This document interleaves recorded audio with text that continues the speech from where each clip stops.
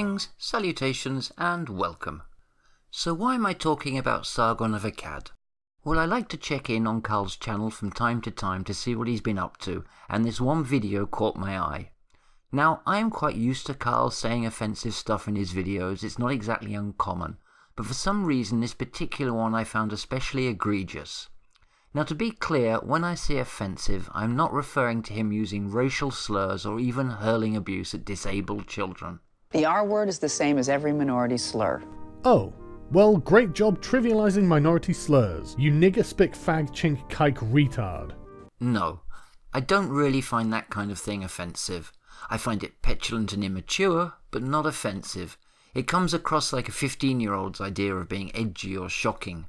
What I do find offensive, however, is the flagrant misrepresentation of ideas and mischaracterization of people.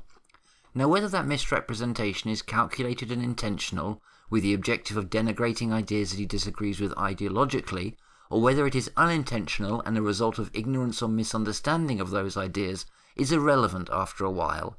Carl continually berates SJWs for being obsessively ideologically motivated, ignoring cold hard logic and facts in pursuit of some misguided utopian belief, but then goes on himself to completely twist and misrepresent ideas and information to make things conform to his own pre-established political views.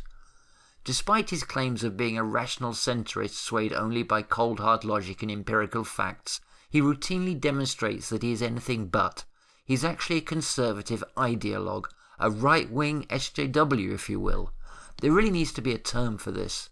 I don't know, an NCC maybe? A neoconservative crusader?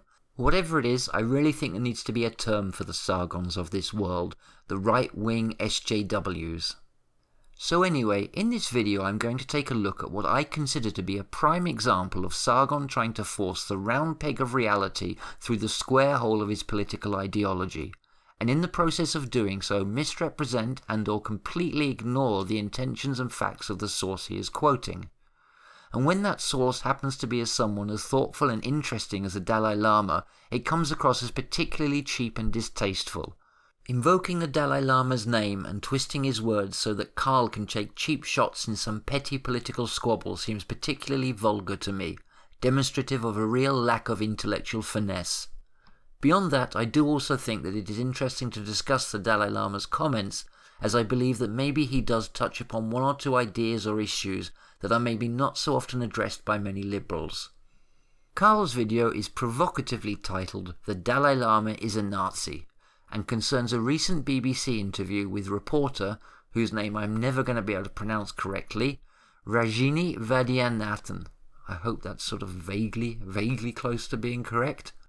Although that isn't strictly true, in reality it is actually a much older story dating back to 2016, when the Dalai Lama in another interview made the remark "Europe for the Europeans" when talking about refugees, a comment which was jumped upon at the time by certain conservative anti-immigrationists as a kind of validation of their ideas and a bit of a fuck you to the left. This came up in the more recent interview with the BBC where the comment was discussed, and Sargon is using this interview as a vehicle to bring the subject up again and use it as a sort of justification for an anti-immigration stance, much like others in the conservative press did back in 2016.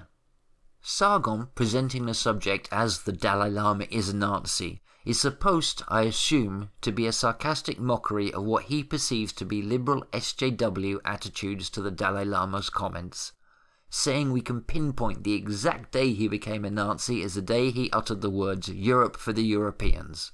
It's not entirely clear to me the exact point he is trying to make, whether he is implying that liberal SJWs will call anyone who utters the words "Europe for the Europeans" a Nazi, which personally I haven't heard said, or whether Carl actually heard someone make the observation that these words are similar to the kind of rhetoric often used by white nationalists, although simply commenting on the uncomfortable similarity in the rhetoric is hardly the same as accusing the Dalai Lama of fascism.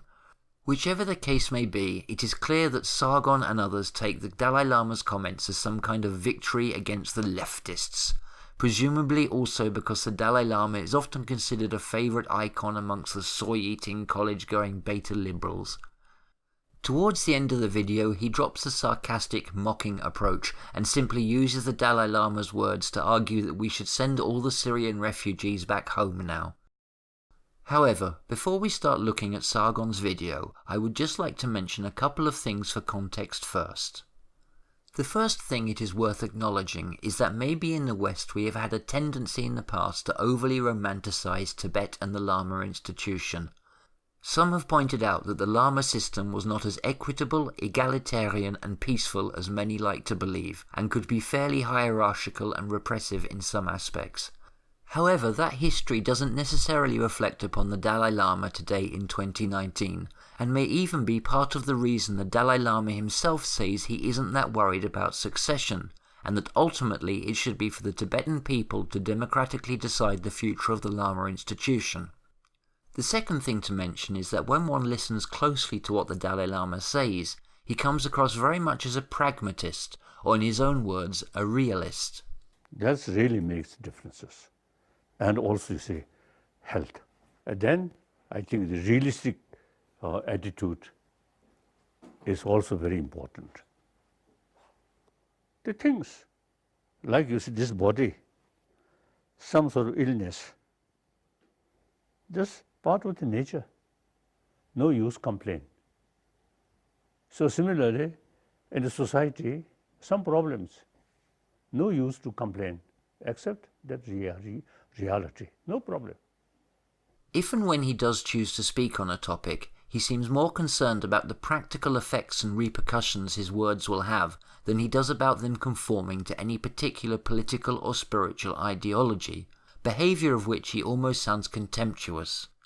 He certainly says about the Chinese that their ideologies and beliefs cause him to have a very narrow perspective, and one suspects that he may reserve similar feelings for certain ideologues in the West as well. So let's watch some of Carl's video now and see how he presents the Dalai Lama's words. We'll actually start from the very beginning of the video. Breaking news. The Dalai Lama is a Nazi. Keep Europe for Europeans. You might be quite surprised that I'm declaring the 14th incarnation of the famous Tibetan spiritual leader to be actually literally Hitler, but let me explain. I think I can do a fairly good job of this and prove to you, at least as much as is needed, that he is actually Hitler and he is actually going to start building concentration camps of his own, presumably on the border between Tibet and China. So His Holiness wasn't a Nazi when he went into exile in 1959. Today, there are many people who have no religious beliefs. Therefore, it is important that we who do believe live in harmony together and set an example to those who have no faith at all. He probably wasn't a Nazi in 1989 when he was awarded a Nobel Peace Prize for his activism promoting peace through the lens of the religion of Buddhism. Who is this parody Carl is engaging in supposed to be of exactly? Who has ever come close to suggesting that the Dalai Lama is an outright fascist? He really seems to be mocking a caricature that exists entirely in his own head. Now the next part of the video isn't really worth playing, as it's just Sargon repeating the same thing, going through certain events in the Dalai Lama's life and saying each time, he wasn't a Nazi then. This doesn't really serve any purpose, except maybe Sargon proving to his audience that he can Google some things about the Dalai Lama's life to make him look informed. However, one suspects it was more to drag the video out to the YouTube-friendly 10-minute mark, because although the BBC interview with the Dalai Lama was around 20 minutes long, and there is plenty of other material there to discuss, Carl couldn't actually show or talk about pretty much anything else the Dalai Lama said in the interview, for reasons we shall see later on. Returning to Carl, although it is not relevant to the Europe for Europeans comment, I did find it interesting that he left the following clip in his video. And His Holiness probably wasn't a Nazi when he was calling on the European countries to take in Muslim refugees and not reject them because they are Muslims, and also pointing out that Islam is a religion of peace, and the moment that a Muslim does something violent, they are no longer a Muslim. You can't sort of blame or generalize whole Islam. Islam, like any other religion, the essence is message of love, forgiveness. So I think the very word jihad, the real meaning is struggle or combat your own destructive emotion, not harming other. The genuine Islam practitioner. You see, if I mean, any Muslim create bloodshed, actually no longer Islam practitioner. I would be inclined to compliment Karl for leaving this part in and promoting the idea that Islam is a religion of peace. However, there seems to be a sharp contrast and slight dissonance between this and Karl's previous comments on the same subject. This is happening every day now. Somewhere in Europe an Islamic terror attack occurs. How long do you think people will put up with this before deciding the problem is simply Muslims? If we pretend that this has nothing to do with Islam, people will stop listening because they know this has something to do with Islam. It obviously has something to do with Islam. I mean, it's always Muslims doing this. They're yelling things like Allahu Akbar. They're looking forward to their virgins in paradise. They pledge allegiance to the Islamic State. It's really hard to convince people that this has got nothing to do with Islam.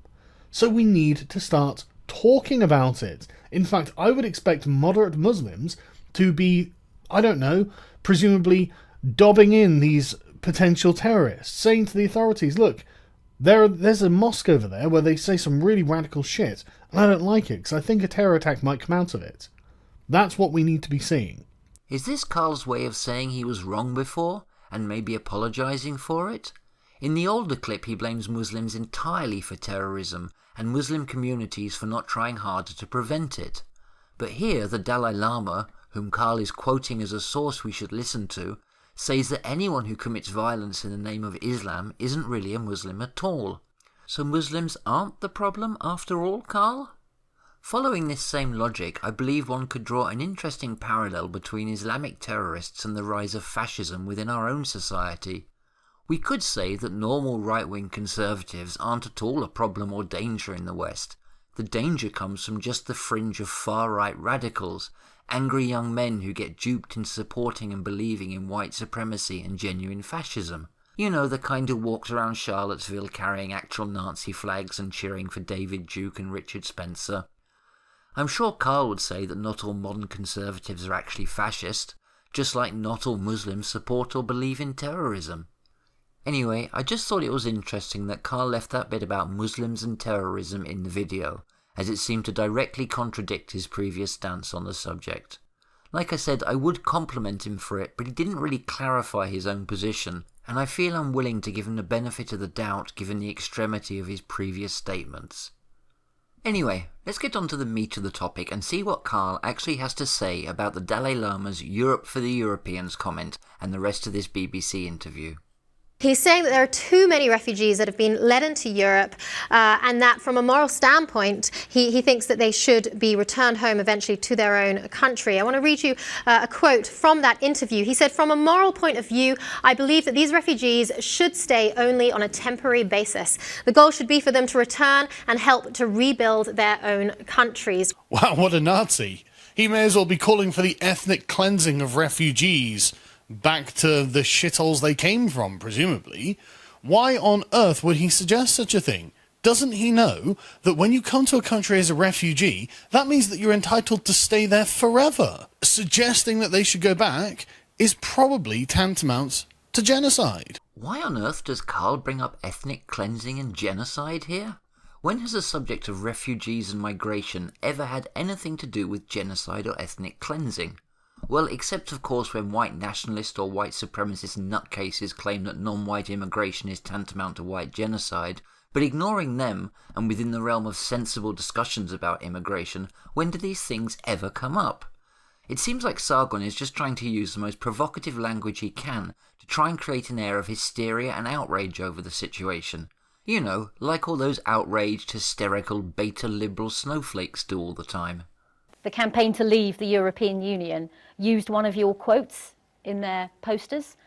It said, "The goal should be that migrants return and help rebuild their countries. You have to be practical.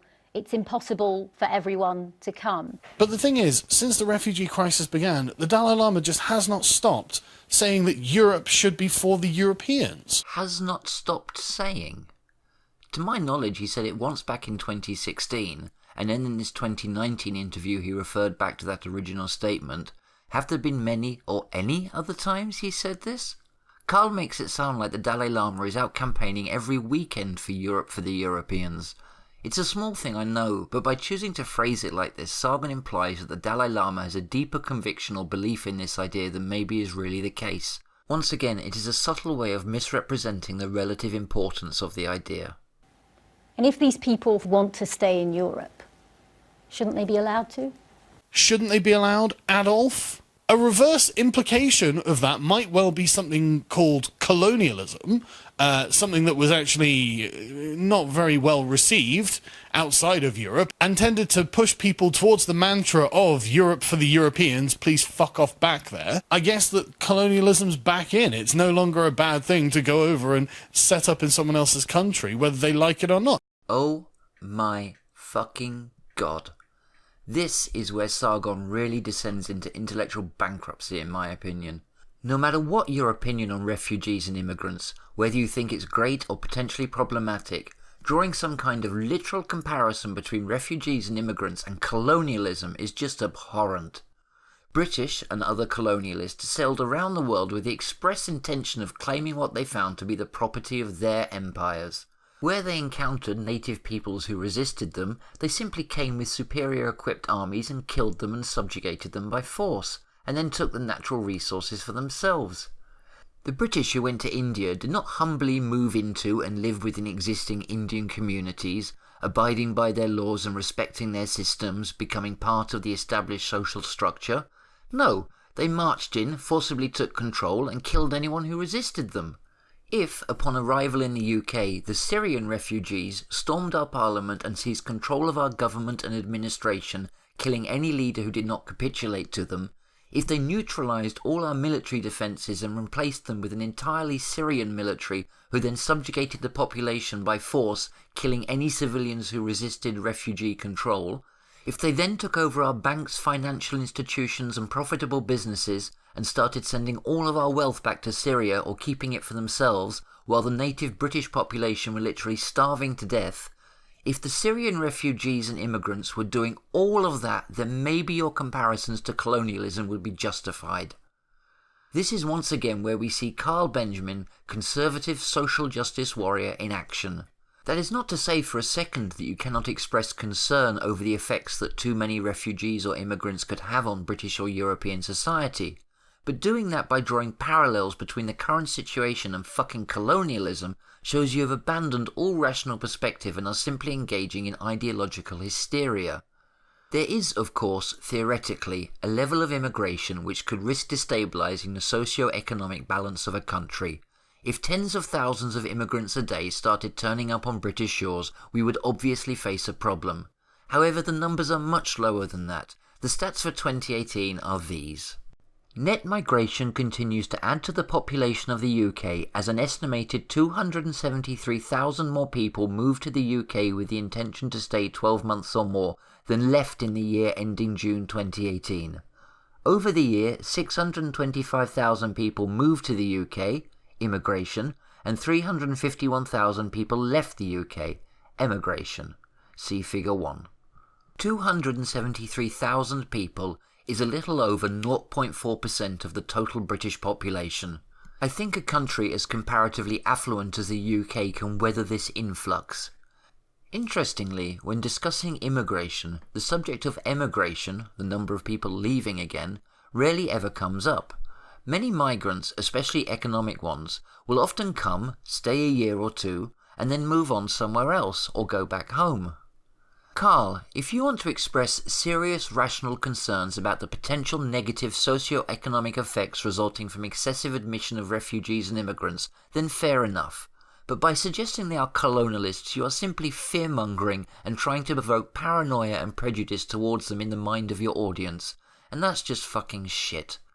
By comparing refugees and immigrants to colonialism, Carl is showing he has completely abandoned rationality in favour of ideological hysteria and fear-mongering. The thing is that liberal SJWs are usually man enough to admit that there were many aspects to the British Empire and colonialism which were kind of shitty, and because Carl is so desperate to portray them as hypocrites, he ends up making this completely ridiculous comparison between refugees humbly asking for help and fucking imperialists ravaging foreign lands and looting and pillaging for personal gain. And that's right, I said man enough. Because in the language of anti-feminist macho right-wing alphas, it takes a real man to have the honour and courage to stand up and admit his mistakes and atone for them. It's only scared little boys who hide behind excuses and lie to cover their crimes. Anyway, back to Karl now, because the next stupidly offensive thing he says is coming right up. Limited number, okay. But the whole Europe eventually become Muslim country, impossible. Or African country, also impossible. I think we can put this down to English not being his first language, because unfortunately for the Dalai Führer, yes, it is entirely possible for Europe to become Muslim or African. This is where we see Karl's real commitment to intellectual and journalistic integrity under a microscope. When his quoted source says something which Sargon doesn't agree with or doesn't fit in with his political narrative, he doesn't try to interpret or understand the actual words being spoken. No, he just arbitrarily decides his source really meant to say the complete opposite of what he actually said, apparently misunderstanding his own opinion or something. And on what authority does Karl even make this assertion? Does he refer back to another instance where the Dalai Lama discussed the same idea but said the exact opposite thing? No, not really. All he says is this. I think we can put this down to English not being his first language. So his only rationale in support of his claim would appear to be something along the lines of this. Even though the Dalai Lama is spiritual leader to many millions of people and is greatly respected around the globe, even though he has been alive on this earth for well over twice as long as myself and has spoken English for the entirety of his adult life, by virtue of my superior milky white skin and my Western heritage, I, Sargon of Akkad, feel confident in telling him that he doesn't actually mean what he said at all, and instead intended to convey the exact opposite. And despite my staggering lack of life experience and wisdom compared to his, I feel I have the right and authority to correct him on this. Fuck you, Sargon. Seriously, man, fuck you for this one. This is your idea of being rational and centrist? A fucking journalist? When you see a piece of information that doesn't gel with your opinion or say what you want it to, you simply decide that it actually says the complete opposite. If you listen to the Dalai Lama, although yes, he does have an accent and like many non-native speakers tends to skip certain prepositions, he is actually very eloquent in English with a very good command of English vocabulary. And just in case you still doubt, here he is using the word possible, the one that Sargon claims he confuses with impossible, not once but twice in a row, correctly later in the same interview. You once said that you would be open to a female successor. That also possible. You also told one of my colleagues. That also possible. That also possible. Possible. And for what it's worth, Karl, I don't even think you needed to do this. Although I admit it is not 100% clear what the Dalai Lama meant here and could be somewhat open to interpretation, what I believe he was trying to say is that the UK and other European nations are not likely to become nations who cater to majority Muslim interests in any foreseeable future, and therefore many of these people may find their beliefs and needs better catered to in their home countries rather than Europe. I simply say this because he follows these statements directly with comments about how the climate in Europe is too cold, in other words, not accommodating and not adapted to their needs. But the whole Europe eventually become Muslim country, impossible. Or African country, also impossible. There's nothing wrong with that, is there? I mean, you're a refugee yourself. They themselves, I think, better to their own land, climatically. Much better. Europe too cold. Who knows, maybe it's even an acknowledgement of the existence of many anti-immigrationists like yourself who will make them feel unwelcome and out of place in Europe. Maybe it's his way of saying, hey refugees, there's a lot of dicks in Europe, they really aren't such nice people, you'll probably be better off staying where you are.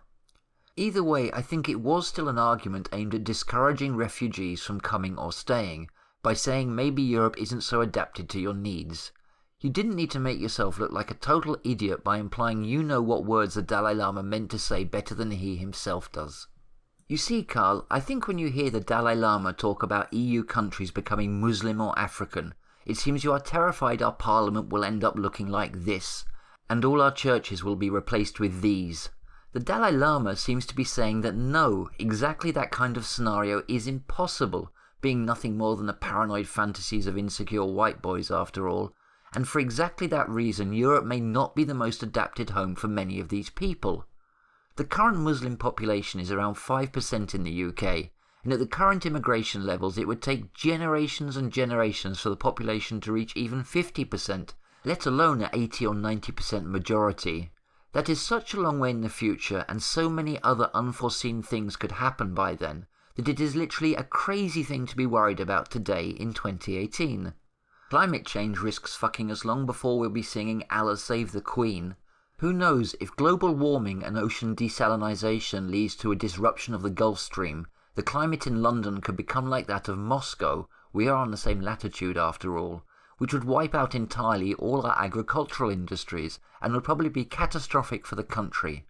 Maybe not so many Muslims would be rushing to come here if that happened. China and or Russia could topple the US and the West as the dominant global economic powers and lead to very different migration trends. You simply cannot say what will happen so far off in the future, and worrying about all our Christmas dinners becoming halal or Christmas being abolished in favour of a legally enforced Ramadan is a literal definition of an unfounded, irrational fear. Anyway, let's get back to Carl's video. For example, we Tibetan take shelter in India, but most of Tibetan is eventually, when situation change, everybody is want to return. Right, hang on, wait, fuck. This has just screwed the narrative. Wait, no, I can't say that he's a refugee, because then he'll just turn around and say, well, yeah, that's exactly my point. I know what I'm talking about. You're just some open borders lunatic. Yes, it is a problem if I make India Tibetan. That's not good. Okay, so here once again we seem to see Carl imposing his own political or ideological bias onto the source, seeing what he wants to see rather than what is actually there. Yes, it is a problem if I make India Tibetan. That's not good. Nowhere in what the Dalai Lama said here did I hear the inference that he or the Tibetans want to return home because they feel as if they are an imposition on India. They want to return home because it's their home and they would prefer to live there. In fact, nowhere in any of his talk on this subject have I heard the Dalai Lama even make passing reference to refugees and immigrants having a detrimental effect on the host nations. That doesn't seem to factor into his arguments at all. He didn't mention it with India, and he didn't mention it with Europe either. It seems much more like the Dalai Lama is saying that it may not be the best solution for the refugees themselves to come to Europe. He's never seemed concerned or implied that it's bad for the European nations. But somehow, to Carl, that was what he meant. And maybe this gives us a clue as to why Carl misinterprets and misunderstands so much of what the Dalai Lama says. Because maybe he's unable to consider the possibility that the Dalai Lama doesn't think Carl and Carl's problems are the most important thing there is. That maybe he's not concerned so much about what is best for Carl, or best for Europe, or best for white people. Maybe the Dalai Lama is more concerned with the refugees' welfare than ours. Maybe to him not everything revolves around EU nations and their problems. It really seems Carl is imposing his own perspective and priorities on what the Dalai Lama says, without considering or analysing what is actually being said and why, allowing his personal prejudices to twist his understanding of the Dalai Lama's words, and leading him to claim the Dalai Lama believes that immigration is bad for the host countries. More proof of him allowing his ideology to trump rationality, just like a true SJW. However, it is also at this point that we must also maybe bring into question the Dalai Lama's own personal bias on the topic. As Carl correctly pointed out, very vehemently, the Dalai Lama has been a refugee from his own country for almost his entire life. Him and many Tibetans do want to return home and think it's better for them to do so, which is maybe leading him to falsely conclude that other refugees around the world would desire the same thing and have the same goals. His personal experience of being a refugee from his homeland doesn't necessarily apply to every other refugee globally. His status as a refugee doesn't mean he is the official spokesperson for all other refugees, and doesn't mean he knows and understands what they all individually desire. Carl implies that the Dalai Lama's status as a refugee gives him more authority to talk about the refugee crisis, and maybe it does, if we're specifically talking about the Tibetan refugee situation, but we're not. We're talking about other countries and other peoples that the Dalai Lama doesn't necessarily have any authority to speak for. Now, is this necessarily relevant to the Dalai Lama's comments? Well, actually, no, I don't think so. Not so much, at least. But it is always worth acknowledging this possibility and bearing it in mind. As I said, I believe the Dalai Lama is first and foremost a pragmatist and concerned with practical solutions. But I will come back to this in a moment when we've finished with Sargon. Did you notice Carl also said this? Because then he'll just turn around and say, well, yeah, that's exactly my point. I know what I'm talking about. You're just some open borders lunatic. Now, why is she an open borders nutcase? I ask this because Carl really seems to be having a go at this interviewer. Seriously though, what kind of line of questioning is this lady pursuing? Have you considered being killed? Well, no, I don't like ISIS. Yeah, but shouldn't they kill you? I mean, they are trying to bring about the caliphate and, they are trying to follow the will of the prophet. I love how she's just presenting the alternative as if this is something that you really should be considering, by the way. Have you considered becoming a Muslim or African country? No, not very seriously, but when you put it like that, I'm getting kind of nervous. Why on earth would that be desirable? Why is Carl going off on her so much? Why does he appear to be saying that she, this open borders nutcase, is literally advocating for turning European states into Muslim ones? When on earth did she advocate for this during the interview? And I must admit, I really can't follow his reasoning when he says, have you considered being killed? Well, no, I don't like ISIS. Yeah, but shouldn't they kill you? And then starts going on about the caliphate. Carl really seems to lose it just a little bit during this section. The thing is, she is just an interviewer asking questions. Questions I imagine many people would like to have the answers to. She didn't seem especially confrontational or hostile towards the Dalai Lama, and she certainly never said anything within a million miles of advocating for EU nations to become African or Muslim. The most she did do was invoke her own heritage. And honestly, what line was she supposed to take? I'm from immigrant parents myself, but now I'll advocate for not letting any more in. That would seem a little bit hypocritical of her, no? But aren't you glad she asked these questions, Carl? After all, it seemed to give the answers you wanted. Or are you saying in asking these questions she did a bad job as a reporter and should have concentrated on finding out more about his My Little Pony collection? During the 20-minute interview, she covered a range of different topics and asked questions that many people would probably like to know the answers to. She did it politely, respectfully, without once personally criticising the Dalai Lama. In my opinion, the main criticism I would choose to make of her line of questioning here is that she starts out talking about the refugee crisis and then moves straight on to the subject of her own heritage and immigration. Refugees and immigrants are not necessarily the same thing. The reasons and motivations are very different, and I don't think that conflating the two as she does here is very helpful to clarity. But by suggesting she is advocating for a Muslim Europe, Carl is indulging in a total fantasy. She is asking if, in the current situation, the current refugees shouldn't be allowed to stay. Well, Carl, the current refugees are not making the EU predominantly Muslim. We would need to take in a lot more before we even got close to that happening. In order to make his anti-crazy liberal SJW point, Carl is having to transpose the context of this woman's questions to some paranoid hypothetical future where the streets of Europe are already completely overrun with Muslim refugees and many thousands more are arriving every single day. Carl is indulging in a form of reductio ad absurdum, where he is proposing that the questions asked during this interview reveal a political opinion that would remain rigidly unchanged under any and all circumstances, and then arguing in the most extreme of those circumstances how ridiculous her viewpoint is. However, Carl has no evidence that those are her firm beliefs or that they wouldn't change faced with changing circumstances. On top of that, he has had to create a hypothetically extreme scenario which simply doesn't exist today. Quite simply, there is nothing irrational about her questions. What is irrational is Carl going through all these mental gymnastics and imposing all these implausible hypothetical context in order to substantiate his hysterical claims about reporters advocating for the caliphate and the takeover of Europe and the wholesale murder of white people, all based upon some imagined scenario that exists only in his mind. You see, Carl, the level of misunderstanding and misrepresentation you must rise to simply so you can find your anti-liberal anti-SJW for a 10-minute video. You see how far you have to stray from actual rational interpretation in your desire to create a narrative which confirms your political prejudices. because based on what you said in your video, you quite clearly heard the Dalai Lama saying things he simply never said, and you obviously heard this interviewer asking questions she simply never asked. These are the worst traits of the mythical SJW you rage against so often, letting the desire to conform to your ideological convictions dictate your reality and override rationality, reason, and critical thought.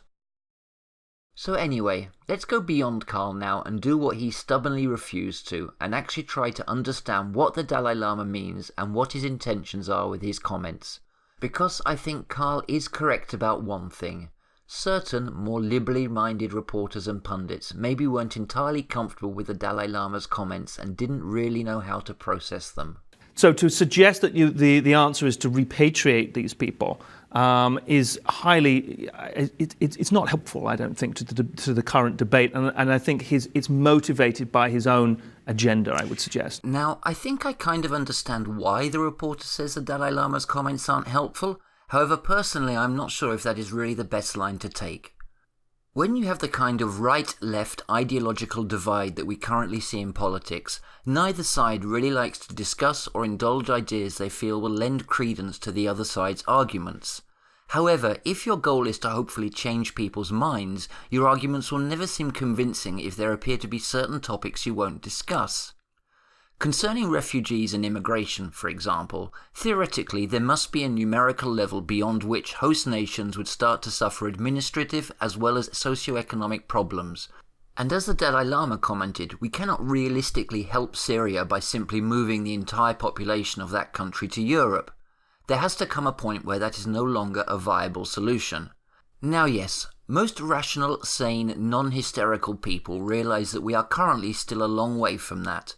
The UK and other European nations are rich countries with large populations and strong economies, so taking in refugees and immigrants which increase the population by 0.5% or 1% is hardly going to make them crumble. However, entertaining the notion that there could exist a limit still feels like it is to some degree validating the opinions of those who claim that we are already past that point and that Europe is overrun, and some quotes-unquote liberals do seem reluctant to do this. But in my opinion, it is important to at least consider these possibilities, if only hypothetically, if you wish to retain your credibility. In this video here, I am tearing into Sargon's credibility as a rationalist with serious arguments by pointing out the extreme extent to which he is obliged to cherry-pick his information and completely ignore certain realities in order to force a narrative which supports his ideology, so we should try not to be guilty of the same thing. And with that we come to Europe for the Europeans. What is the Dalai Lama's motivation for saying this? What is he trying to communicate by it, and who is he trying to communicate it to? Well, let's consider some different possibilities. Is he saying it, as it seems Carl would like to believe, out of direct concern for the future of Europe?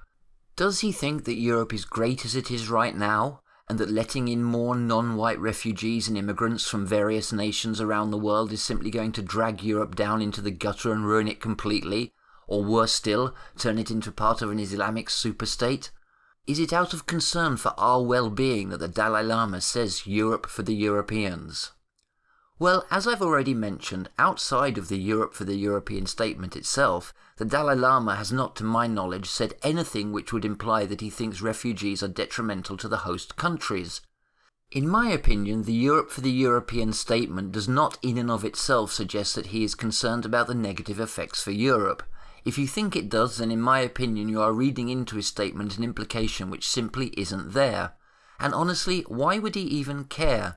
He himself doesn't live in Europe. Compared to the countries refugees are fleeing from, Europe is doing quite well for itself and doesn't suffer many problems. We in the West do, after all, enjoy the highest standard of living in the world, remember? So I cannot see where his motivation to be concerned about our welfare compared to others would come from. Surely he has far more reason to be concerned about the refugees themselves than he does about us white Europeans. So no, disappointing as it may be to Carl, it really doesn't seem likely that the Dalai Lama's comments were motivated out of direct concern for Europe. So if it's not concern for Europe which motivates the Dalai Lama, what other possibilities are there? Well, I suppose there's one that must be considered for the sake of completeness. Is the Dalai Lama what some would call a race realist? Does the Dalai Lama believe that people of different races, religions and nations simply shouldn't mix? Does he believe that everyone is better off if they stick to their native countries with their own kind? Well, once again, as far as I can see, there's been nothing in the Dalai Lama's words to suggest that this is even remotely the case. In fact, I think he has said enough to completely contradict this idea. However, one or two people may be tempted to cite my earlier explanation for the Dalai Lama's comments about it being impossible that EU nations become Muslim or African as support for the idea that he is a race realist. But the whole Europe eventually become Muslim country, impossible. Or African country, also impossible. I said it seemed like he was saying that EU countries may not be best adapted to the needs of refugees, so they may be in the long term better off in their native countries. So is this not an admission that people would be better off if we kept races and religions separate? Well, no, because there is a big difference between saying that different peoples cannot mix under any circumstances, and that maybe these specific people in this specific situation would be best suited to a certain type of system. Here we are talking about specific individuals who already have a certain life experience and a certain cultural education. And yes, for many of them, maybe a European system of government would be less suitable. But that is not to say that in different circumstances with different life experiences, people cannot mix quite happily. In order to see the difference, you have to look beyond people just being Muslims and see them as actual individuals with life experience. Anyway, I'll come back to this a little later when I play one or two clips which I think demonstrate conclusively that the Dalai Lama isn't any kind of race realist and doesn't advocate for the separation of races or religions. So what other possibilities are there for the European statement? Well, one possibility is that he is deliberately pandering. Is he saying this because he knows it will please many conservatives in the West who are anti-immigration and those who want to build that wall? Yes, Donald Trump, amoral second-hand car salesman and person who definitely doesn't care about the struggles of the common man, is now, of course, President of the United States, the most powerful country in the world. And on top of that, the UK was, at the time at least, looking like it was going to elect an anti-EU, anti-immigration, anti-Muslim Prime Minister in Boris Johnson as well, which it did. Maybe the Dalai Lama sees this and is looking to curry favour with those on the right in order to gain support from the political establishments in his battle against China. Well, I don't think that is true, and the reason is quite simply that if it were the case, then it makes these other comments taken from the same BBC interview a little hard to explain. You once said that you would be interested in meeting President Trump.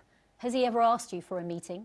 No. No. No. Isn't that surprising given that so many US presidents used to jump at the chance to meet you? I know you're friends with George W. Bush, you've met Barack Obama, you've met other presidents.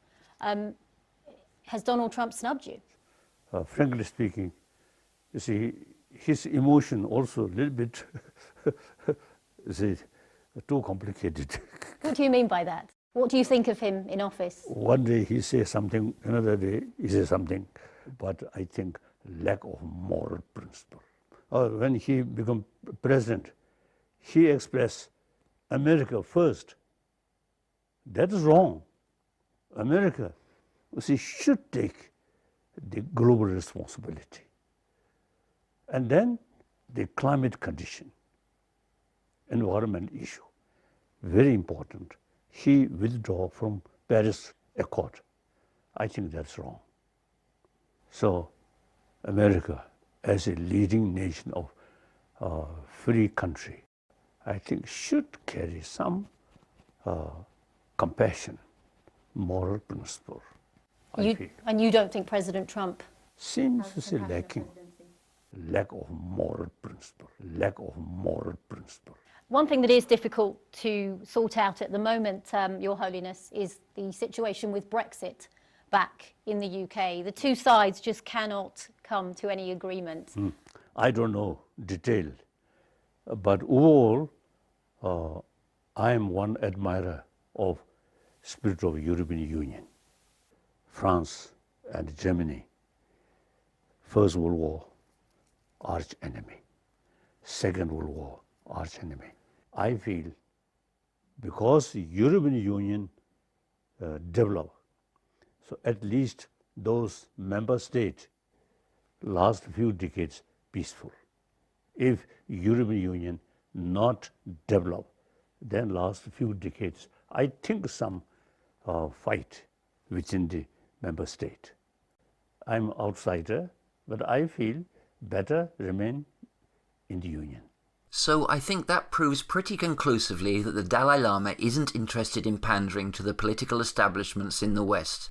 He said Trump was unreliable, a bit crazy, and most importantly, amoral, and he said that Brexit was a bad idea, and this is probably not the best way to gain favour from Trump, Boris Johnson, or from Conservatives in general, in my opinion. It's strange how, in his eagerness to quote the Dalai Lama as a source, that Carl didn't include any of this other stuff which was said during the interview. It seems he picked upon the 4 words which, out of context, could be seen to support an anti-immigrationist argument and completely ignored the rest of the interview, most of which totally contradicts his politics, worldview and narratives. So, if it's none of those things, if the Dalai Lama isn't much concerned about the fate of host nations, if he doesn't believe races and religion should be kept separate, and doesn't have any desire to pander to the conservative establishments, why did he say Europe for the Europeans? Why did he use that phrase? What were his reasons and what were his motivations? Well, I think if we are to understand what he meant, then we really need to look at what else he said when talking about this subject, because there was one thing he said more than Europe for the Europeans, which was this. To rebuild their own country with certain skill. And then European countries also have the moral responsibility to rebuild their own country. European people, so better keep Europe for Europeans. But meantime, take these refugees and help maximum way. And the aim is to rebuild their own area, their own country. I feel that. The goal should be for them to return and help to rebuild their own countries. Then the aim is eventually they should return their own land to rebuild their own country. Now, as I said right back at the start, I think the Dalai Lama is first and foremost a pragmatist, or a realist as he says. He is more concerned about the real-world effects his words will have than the ideological implications. What are the best things to say which will help the greatest number of people? As he quite pragmatically pointed out, it's obviously not a solution to simply relocate the entire populations of Syria or Myanmar or Somalia to the West. You see, the thing is this, while we in the West constantly debate immigration, there is one aspect which rarely if ever comes up. Immigration is only half the story. For every immigrant who arrives in a country, there is another country who is losing an emigrant. And whilst we in the West go round and round in circles debating whether immigration is a positive or a negative for the host nations, what is always true that a country losing its population to emigration is always a detriment.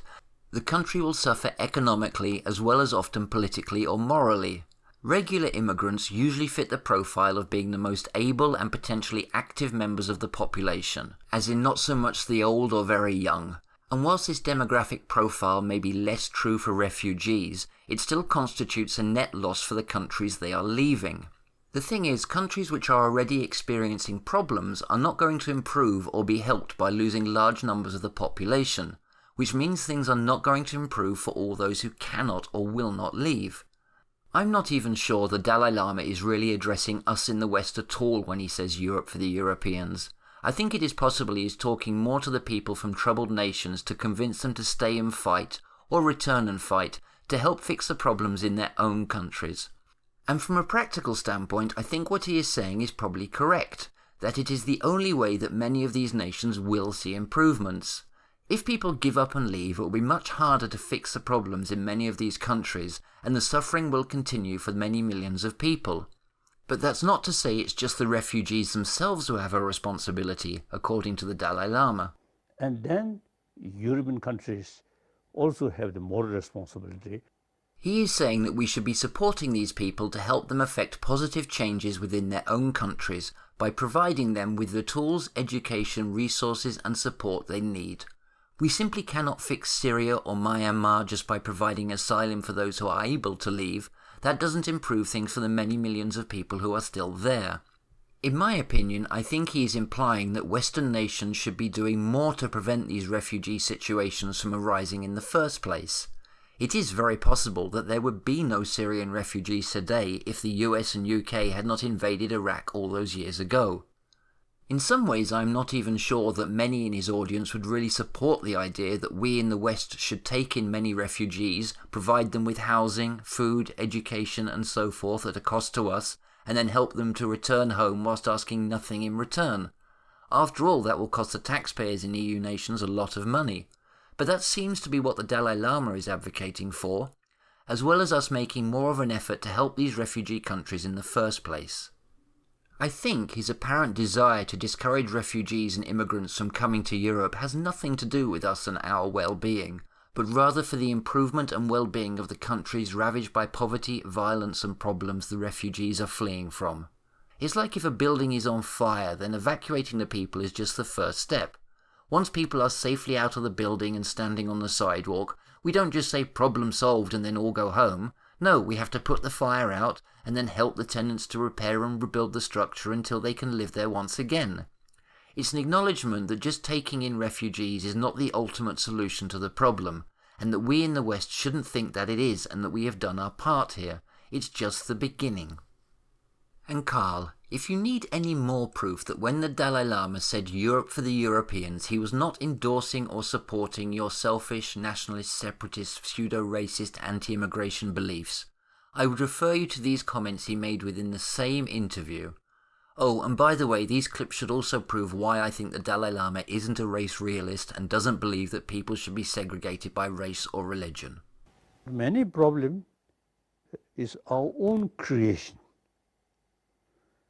You see, we forget oneness of humanity. One world forget. Just small, my country, my religious faith. Too much emphasis that. By choosing to focus on this one Europe for the Europeans phrase, whilst excluding so much else that was said during the interview, Carl is willfully misrepresenting and twisting the Dalai Lama's views in order to make them appear to conform to his own bitter, close-minded, resentment-filled politics. This is not someone who is looking at a subject rationally, objectively or dispassionately from a neutral position. This is a political zealot, a conservative right-wing SJW, twisting reality and the truth so that it conforms to his pre-established ideology. Ironically, in choosing to actually listen and think about what the Dalai Lama actually said, I have been able to come up with a far more convincing, far more altruistic, and if I dare say, far more politically correct anti-immigration argument than Carl himself. Now, do I feel that what I will loosely call the mainstream liberal narrative is sometimes reluctant to engage with topics where pragmatism and ideology collide? Yes, I do, and I think it's a mistake. Although many may be worried about it being taken as conceding or capitulating to the other side, avoiding or seeming to avoid certain ideas, truths or topics will only weaken your overall arguments in the minds of detractors or the undecided, as well as providing a perpetual excuse for critics to claim your ideology is flawed or hypocritical. Maybe we should take a leaf from the Dalai Lama's book and be a little more concerned about practicality and reality than our own right or left ideologies. Ideology is important, but it can also be restrictive, especially when we find ourselves in a situation where we feel we have to defend ours to competing or contradictory ideas, as happens constantly in our left-right democracies. Because in that situation, ideology can often turn out to be an intellectual prison of our own making.